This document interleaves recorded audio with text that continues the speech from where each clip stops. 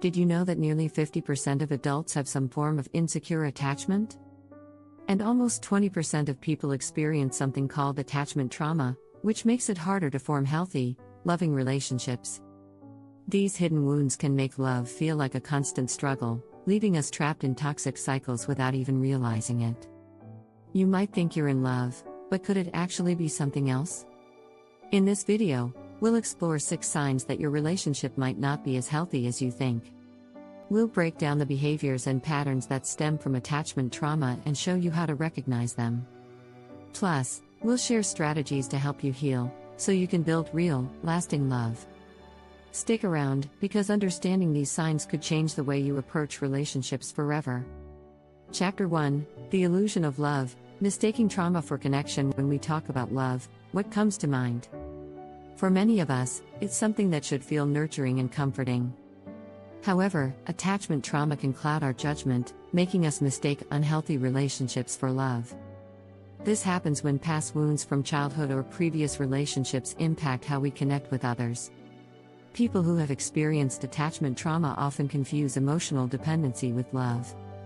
They may feel anxious or constantly seek reassurance from their partner. The need for constant attention or validation can feel overwhelming, but it's important to distinguish these behaviors from true love, which is built on mutual trust and respect. In healthy love, both partners feel safe to be themselves. But when attachment trauma is present, the fear of abandonment can trigger clingy or desperate behaviors. A person may feel like they cannot survive without their partner, but this isn't love, it's a trauma response. Studies show that 40 to 50% of people experience some form of insecure attachment, which can manifest in relationships as jealousy, anxiety, and controlling behavior. Strategy: recognize when your need for reassurance goes beyond healthy communication. Start by asking yourself if you are trying to fill an emotional void that should be filled by self-love. Build emotional resilience by focusing on self-acceptance rather than seeking constant approval from others.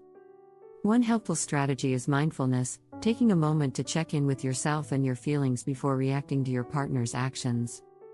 Quote, "When you know your worth, you don't need constant validation from others."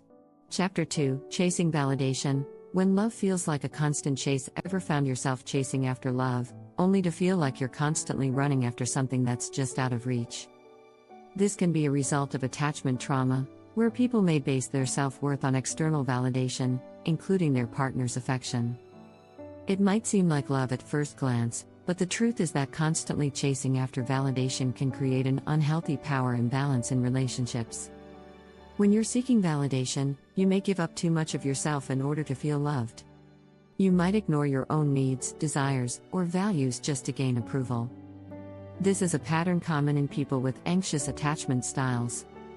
In a study published by the National Institute of Health, 60% of people with anxious attachment have reported difficulty in feeling enough in their relationships, leading to constant chasing after approval.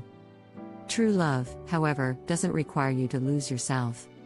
It encourages both people to be their authentic selves while supporting each other's growth. Instead of feeling like you're constantly performing for your partner's affection, love should make you feel secure and accepted for who you are, flaws and all. Strategy: start focusing on self-validation. A great exercise is to write down what you love about yourself each day. This reinforces the idea that you are worthy of love and respect just as you are. It's not about being perfect, it's about accepting your imperfections and embracing them. True love isn't earned, it's freely given and received. Unique fact: in relationships where both partners have secure attachment styles, they are more likely to express empathy and understanding, leading to longer-lasting and more fulfilling connections. Chapter 3: Emotional Roller Coaster. The highs and lows of trauma bonding. Does your relationship feel like an emotional roller coaster? One minute you're on a high, and the next, you're in a deep low? If so, you might be experiencing trauma bonding, a phenomenon where extreme emotional highs are mistaken for love. The unpredictability of these emotional swings can create an unhealthy attachment, keeping you stuck in a cycle of excitement and pain. Trauma bonding often happens when the connection between partners is based on emotional volatility rather than stability. For example, one partner may be abusive or emotionally unavailable, and the other partner tries harder to win their love. This creates a cycle where moments of affection or intimacy feel incredibly intense, but they are followed by emotional withdrawal or conflict. Research published in the Journal of Social and Personal Relationships suggests that trauma bonds are most often formed in relationships with a significant power imbalance. The problem with trauma bonding is that it confuses love with drama. The highs feel euphoric, but the lows are emotionally damaging. Many people with attachment trauma are addicted to this emotional roller coaster, thinking that this is what love is supposed to feel like. But in reality, love should feel steady and supportive, not like a constant emotional tug-of-war. Strategy: recognizing trauma bonding starts with identifying the patterns of behavior that are harmful to your emotional well-being. Instead of riding the emotional waves, take a step back and assess your relationship from a place of objectivity. Is this relationship truly nurturing your emotional health, or is it draining you? Setting clear emotional boundaries is crucial here. Practice saying no to behaviors that are emotionally manipulative or abusive. Unique fact: according to a 2017 study from the University of Toronto, couples who experience consistent emotional ups and downs are 60% more likely to break up than those who experience more stable emotional patterns in their relationship. Quote, "True love doesn't feel like an emotional roller coaster, it's the steady feeling of security that lets both people flourish." Don't forget to subscribe for more insights and strategies on healthy love and attachment.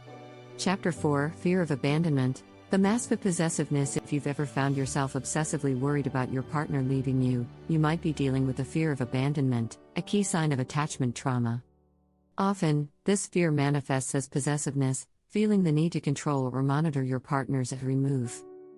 While it might seem like you're showing love, it's actually a sign of insecurity and deep-rooted fear.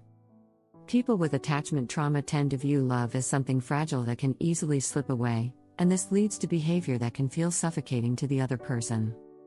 You may feel anxious when your partner spends time with others or doesn't give you the attention you crave. This isn't healthy, it's a form of control disguised as love. In fact, studies have shown that 66% of people with anxious attachment styles feel they have to hold on tight to their partner, often to the point of pushing them away. True love doesn't come from controlling another person. It comes from respecting their space, individuality, and boundaries. In healthy relationships, both people feel secure enough to pursue their own interests while still maintaining a close connection. The goal is emotional freedom, not constant surveillance. Strategy: to break free from this pattern, focus on building your own emotional security. Start by recognizing that your partner's actions are not always about you. Practice mindfulness techniques like deep breathing to manage anxiety when you feel possessive. Journaling your emotions can also help you process these feelings and let go of unnecessary worries. Unique fact: according to research by the American Psychological Association, people with anxious attachment often struggle with jealousy and fear of abandonment, which can lead to higher levels of relationship stress. However, with therapy, these behaviors can be reduced by 30 to 40% over time. Quote, "Love is freedom. Possession is not love, it's fear of loss."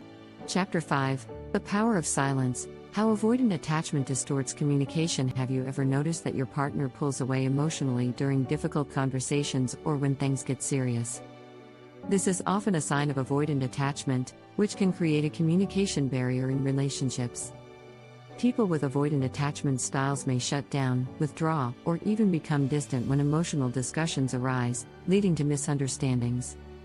Avoidant attachment usually stems from early childhood experiences where emotional needs were unmet or dismissed.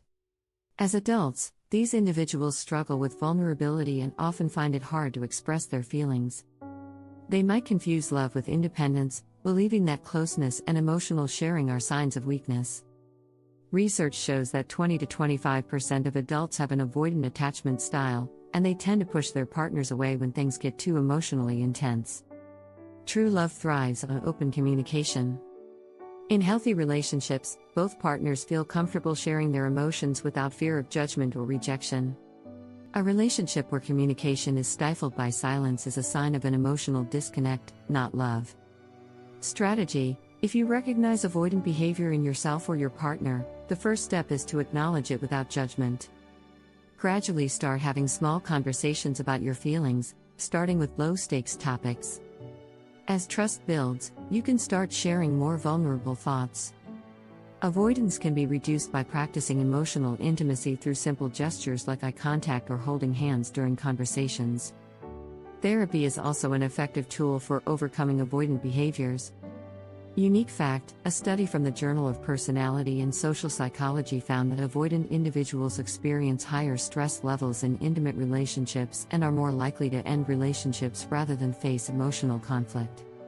Quote, "The distance between two people is often created by silence, not words." Chapter 6, Healing the Heart, Transforming Trauma into True Love. So, how do you heal from attachment trauma and create a healthy, loving relationship? It starts with self-awareness and personal growth.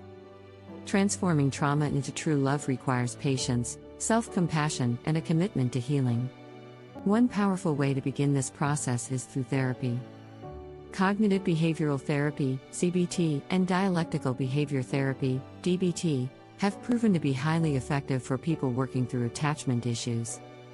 Studies show that people who engage in therapy for attachment trauma often report feeling more secure in relationships, with 65% of individuals seeing improvements in emotional regulation within 6 months of treatment. Healing also involves learning to trust yourself again. You need to reconnect with your own needs and desires, which may have been overshadowed by past trauma. A healthy relationship starts with a healthy sense of self, and taking the time to nurture your self-worth is essential. Strategy: start by working on self-compassion. Write down affirmations that focus on your strengths and resilience. Practice self-care rituals that nurture your mind, body, and spirit. It's also crucial to set boundaries in relationships, ensuring that your emotional needs are respected. As you build trust in yourself, you'll naturally attract healthier relationships. Unique fact: according to a study in the Journal of Marital and Family Therapy, individuals who focus on healing their attachment wounds are 50% more likely to form secure relationships in the future. They report feeling more confident and less fearful of emotional intimacy.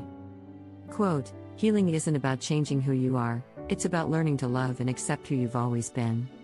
Don't forget to subscribe for more tips and strategies on how to heal and build healthier relationships.